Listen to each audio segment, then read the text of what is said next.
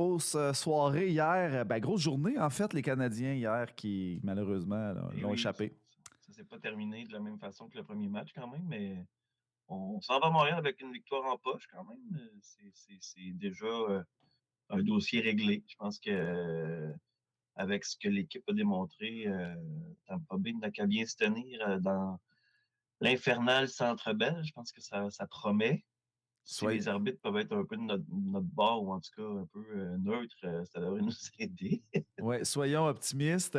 Et ouais, non, c'est ça, les arbitres, c'est toujours un problème, ça. Les Ah, les arbitres, maudits arbitres, hein? Ah, les arbitres. Les arbitres. arbitres, et Et maudits. là, on parlera pas hockey parce qu'il y a des gens qui sont beaucoup mieux placés que nous autres pour en parler, comme par exemple l'équipe d'Haïtiens de Pallon Hockey. Je ne sais pas si tu as vu ça passer sur Oui. les réseaux sociaux avec Moi, ça me dit quelque chose. J'ai vu ça un peu, oui. Richardson Oui. Zephyr. Écoute, c'est mourant. Ouais. C'est mourant. Mathieu, on va leur laisser parler de ça. Peut-être on en parlera une autre fois après la première victoire. Tiens, la semaine prochaine, j'espère, la première série gagnée. Non, Oui. hier, c'est un autre gain. C'est un nouveau gain, enfin, depuis le temps on le crie et qu'on le demande. Ouais. Nouveau Conseil des ministres présenté par Christine Fréchette. Ah oui, depuis 2022, nous n'avions pas de ministre élu en Abitibi-Témiscamingue. La façon que ça fonctionne, là, souvent, on nomme un ministre avec une responsabilité et il devient donc ministre responsable de l'Abitibi-Témiscamingue et du Nord du Québec dans certains cas. Donc là, telle chose promise, chose due, hein, Mme Fréchette et M. Néréville, en course à la chefferie, avaient promis qu'il y aurait un ministre et c'est donc fait. Mme Fréchette qui a nommé Daniel Bernard ministre délégué à l'économie et aux petites moyennes entreprises. Je ne sais pas si tu te souviens, Bruno, mais j'avais misé sur le poste de ministre délégué aux mines, donc je suis dans l'erreur. Ministre délégué à l'économie, ceci dit, probablement que les mines, comme il provient de l'Abitibi, ça prendra un peu de place. Là. Mais délégué à l'économie aux petites et moyennes entreprises, intéressant ça. Les PME en Abitibi, Ça on en a existait. beaucoup Est-ce que aussi. ça existait, ça, ce poste spécifique-là aux petites et moyennes entreprises? Oui, et dans le fond, c'était à ce moment-là son collègue d'Alma qui avait les petites et moyennes entreprises et d'autres responsabilités. Il a maintenu une partie. Donc, oui, ça existait. Donc, un ministre délégué, c'est pas les ministres avec les plus gros portefeuilles, mais quand même, ça amène le député de Rouyn-Noranda-Témiscamingue. Certains l'ont décrié. Il n'est plus résident de la région, mais bon, comme il est député, il est quand même présent assez régulièrement.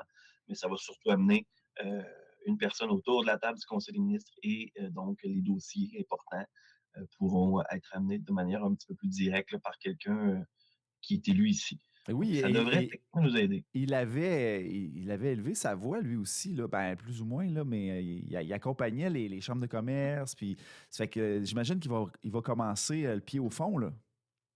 Oui, il a fait quand même quelques critiques justement là, au tout début, là, Ouais. lorsque la région avait été écartée, lorsque M. Dufour avait été écarté de la table du Il, Conseil des ministres, donc il avait critiqué assez durement son parti, poliment, mais quand même. il Ça n'avait pas s'était été réprimé là, par la suite.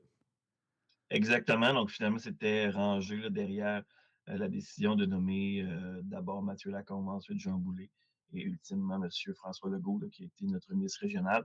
Je pense pas que c'est arrivé déjà que le premier ministre ait été ministre régional de l'Abitibi. C'est quand même historique. Donc, mais je pense pas que c'était souhaitable. On a bien vu que ça ne fonctionnait pas tant que ça.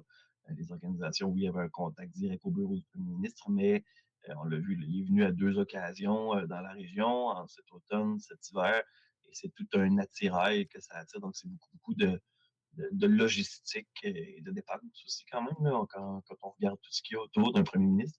Donc, je pense qu'on va avoir une meilleure représentation au Québec là, Et de nos Daniel Bernard a priorités. déjà été ministre, n'est-ce pas, Mathieu? Oui, il avait été délégué aux mines à une certaine époque, là, à l'époque où il était avec les libéraux de Philippe Couillard. Non, pas les libéraux de Philippe Couillard, c'est les libéraux de Jean Charest, en fait. Parce que c'était Luc Blanchette là, qui était là à l'époque de M. Couillard. Mhm. Mais donc, il a déjà été autour de la table du Conseil des ministres. Euh, c'est sa première fois avec la CAQ. On sait que M. Bernard aussi ne se représente pas, à tout le moins, à moins qu'il change d'idée, ne se représentera pas en octobre.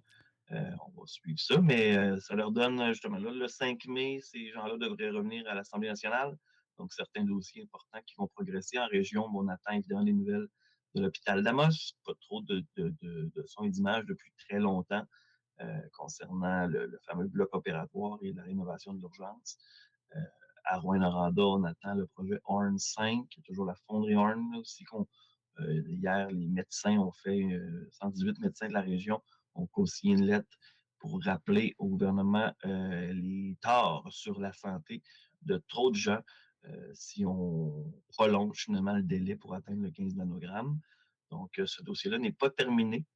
Mme Fréchette aura à s'y mouiller prochainement. Donc, des gros dossiers qui s'en viennent pour la fin de session, puis un petit peu l'été, là, mais évidemment, on s'entend que d'ici le mois de juin, ben, après ça, c'est terminé. Donc, On, con- il y on aura co- quelques annonces, tout ça, là, mais on continue de parler politique, Mathieu, parce que là, est-ce que ça va être 6 mois, 8 mois, la durée de ce nouveau mandat-là? Mais il y a d'autres partis là, qui veulent prendre la place. Là. Alors, est-ce que c'est là-dessus le sondage léger oui, que tu exact. Ben, souhaites on a nous eu un parler? nouveau sondage léger qui a été publié hier. On peut revenir rapidement, dans le fond, l'impact un petit peu là, de la venue de Christine Fréchette, qui était un petit peu l'impact attendu. Le Parti libéral qui semblait reprendre des forces, mais des forces évidemment concentrées très, très géographiquement. Montréal, un petit peu Québec, tout ça. L'Outaouais, l'Estrie. Mais dans le Grand Québec, c'est pas nécessairement ce qui se passe. Donc, Christine Fréchette qui a repris des appuis là, au niveau d'une certaine centre-droite, une droite économique un peu plus. Donc, on voit qu'il y a déjà un peu d'impact. Le Parti québécois qui est toujours dominant au niveau du Québec, même à Québec. Donc, c'est quand même. Ça va être à suivre. Là. On voit qu'il y a beaucoup de changements dans le paysage politique au moment où le Parti québécois était seul roi et maître là, dans les derniers mois. Mais là, maintenant, on voit que les adversaires sont de plus en plus dans la bataille et vont lutter durement pour sauver les meubles dans certains cas, puis peut-être prendre des forces aux prochaines élections.